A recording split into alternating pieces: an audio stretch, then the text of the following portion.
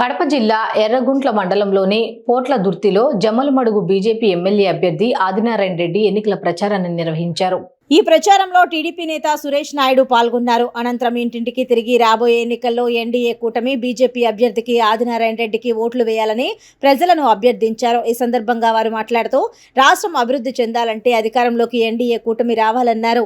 MP అభ్యర్థి భూపేష్ రెడ్డితో పాటు ఎమ్మెల్యే అభ్యర్థి ఆదినారాయణ రెడ్డిని గెలిపిస్తే కేంద్ర రాష్ట్రాల నుంచి నిధులు తీసుకుని వచ్చి జమ్మలమడుగు నియోజకవర్గాన్ని మెరుగైన అభివృద్ధి చేస్తామన్నారు. వైసీపీ ఎమ్మెల్యే సుధీర్ రెడ్డి జమ్మలమడుగు నియోజకవర్గాన్ని ఎలాంటి అభివృద్ధి చేయలేదని, రాబోయే ఎన్నికల్లో ప్రజలందరూ వైసీపీ పార్టీకి తగిన బుద్ధి చెప్పాలన్నారు.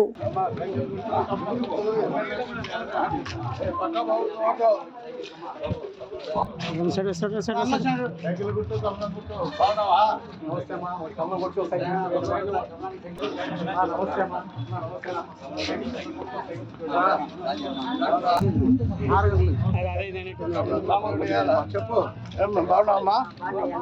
బాగున్నారా?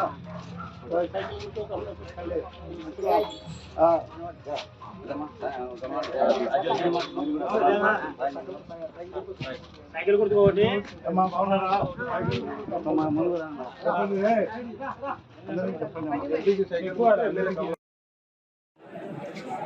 శివప్రతాప్ లేరే ఎంపీటీసీ వాళ్ళు.